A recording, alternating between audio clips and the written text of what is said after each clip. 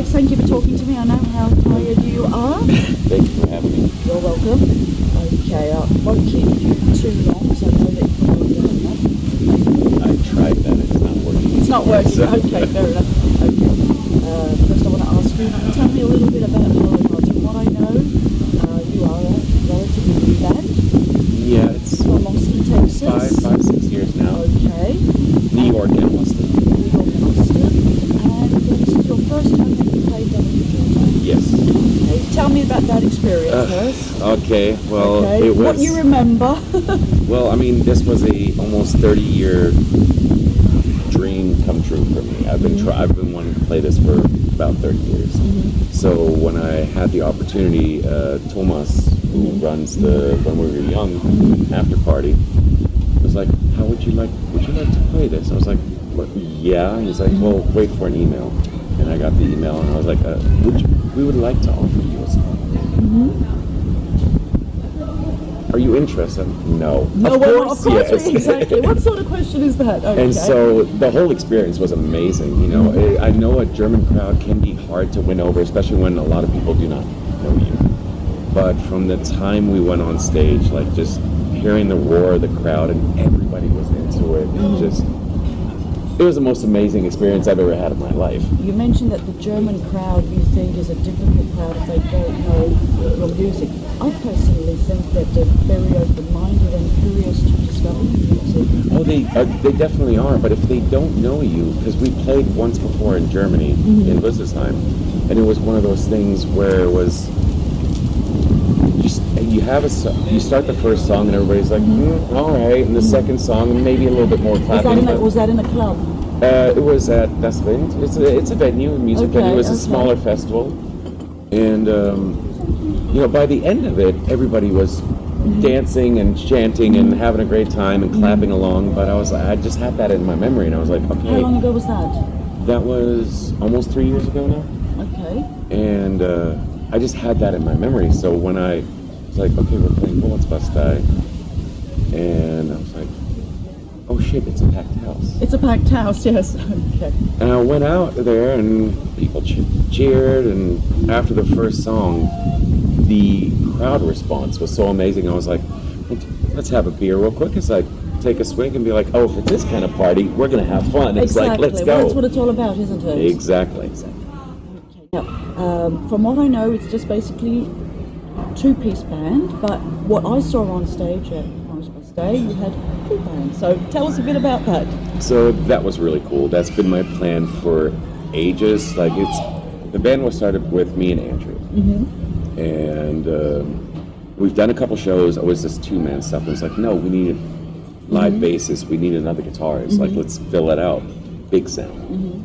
And so Ned from Stromkern is an old friend of ours. He lives in Munich, and he was like, I'll do the show with you guys. And then, you know, we had Gordon Young master our last record, and he was like, well, you know, guys, if you guys are going to be there, I may bring a guitar, and if you need some help.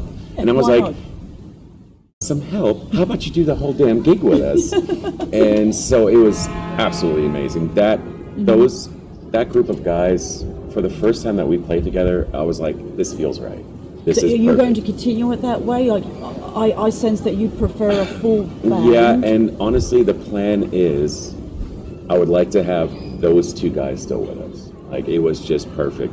Everybody gets along. There's no drama. There's no bullshit. And everybody just wants to get on stage, play some good old-fashioned rock and roll, and have fun. Goth and roll. That's what I call it. Goth and roll. Okay. Now, you recently released a new album. Yeah. Okay. That's your second album? That's our second album. Yeah, our first record came out, I want to say, about 4 years ago. And that was just 4 or 5 years ago now, during the pandemic. Okay. And it was just a digital release. And then we did an EP about a year and a half after that. That was a physical release? Yeah, and we did that just on strictly vinyl.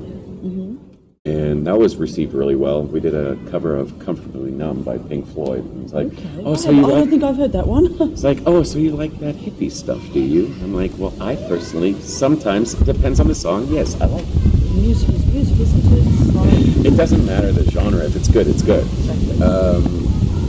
And then last year we released Masquerade, which is our second How is that going? really well. The response has been absolutely amazing. That has been released on vinyl and CD? Vinyl and CD, and obviously Oh, digitally digital, too. okay. We can't avoid that, can we, nowadays? No, nowadays, no. No. Especially it's the easiest thing. You put it up on Bandcamp, and people don't want physical things half the time anymore. They just want it now. Yeah. I want the music now. I don't want to wait on this. Give me. We're a bit old school. We prefer to have the CD. Or at least give me the record. If you have a record, please give me the record. I like to play records. Exactly. Okay, so have you guys got any other shows lined up for the, till the end of the year? As you said, Andy lives in New York. Yeah, and so we do have one more show coming up at the end of August, and that's going to be in New York City at the Murder of Crows Festival. Okay. And usually that's Sean Templar, Mondana from Red I've Party. that one, yeah. Yeah, they always run that. They've been doing this. Sorry. Over 10 years? Over 10 years. Over 10 years, yes. Maybe 12, 15, I don't know. Something like that. We've done it once before for them. I love those guys. They're absolutely amazing, and they always put on a great lineup. And so we're going to do this one more time, and that's pretty much it for the shows this year. I really want to get back in the studio. Because who writes the music for Hallowed? Is it you and Andy together? So someone writes the music? So usually it's it's more like that. So Andrew usually writes, I will say 95%, if not 100% of the music. Okay. And I do all the vocals and obviously write all the lyrics. There's occasionally where I come in there, I'm like, oh, this is kind of cool, and he hands me a bass, and I'm like, it's like, I thought you said you can't play bass. And I really can't. I can. It's like, well, this worked, and we're using this for this song, so just record this right now, or a couple of keyboard parts here and there. But usually it's strictly Andrew doing the music. I get the demo because I also prefer to write lyrics to the song rather than having sheets and sheets of lyrics, because I want to write to the mood, what I'm feeling right there for whatever he's giving me.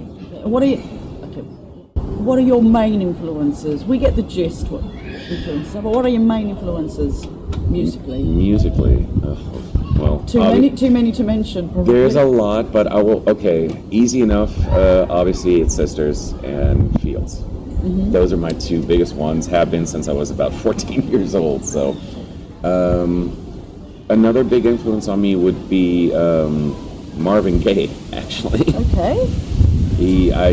And another one is Frank Sinatra and Dean Martin. It's the crooners. I miss that style of music, and I always like to sing along to that, especially growing up as a kid. I was like, I love that kind of stuff. So, another question: what do you think of the scene today? Obviously, it's still thriving. Since 14. Yeah, I mean, it's still thriving. It has changed. Sorry, guys, don't hate me for saying this, but some for the better, some for the worse. It depends on when you started going out, what you've seen, how you've seen it evolve. And the scene is always going to be an evolving thing. Of course it always. is. You know, so you got these people over here. It's like, I've been around for 40 years, and it was different back in my day. And then you have the kids that coming out now going, well, do you think there is a lot of new kids, like, does it got sort of like got the revival for baby backs? I definitely think so, especially in I want to say in the last 10 years, 10, 15 years, like all the bands that have come out in the last 10, 15 years, there's so much, it's a completely, musically, it's a complete revival, and I absolutely adore it. It got me from hibernation a little bit and hiding at home to going, oh, okay, let's do this again. I'm going to have fun again. You know, it's like, you got to a point where it got stagnant for a while, and now it's starting to feel fresh. And seeing the young blood, if you want to call it, they come out, they support everything, they buy the records, they dance, they have a good time, and that's what it's about, because one of these days, we're all not going to be around anymore. Somebody has to keep it going. So please, for all means, don't gatekeep and all that. I mean, just embrace it and be like, listen, okay, I know you don't quite know all of this. Come here for a second. Here's some bands. Let me introduce you to some good stuff. It's like, here, and help me out a little bit. Exactly. Well, unfortunately, not everybody thinks that way. No, and I right. There was a time when I was one of those little gatekeepers who was, oh, what? You don't know who? Come on. Exactly. Okay. Well, okay. Thank you for talking to me. Thank you very much for having me. I hope to see you soon, maybe in London, Hallowed sometime. So I was asked this after this weekend. Actually, it was like, do you want to do a UK tour? And there were a couple of people going, we know people, and I'm like, I would absolutely adore it because I myself, all the places I've been, never been to the UK. Okay. And that's where I want to go. Okay. That's where I want to play. That's where most of my favorite bands started. So I'm like, that's where I want to play. Well, we hope to see you. We'll see what we can do. Okay. We'll work something out. Okay. Good afternoon, everybody. Time to have some coffee. And maybe an Aperol Spritz.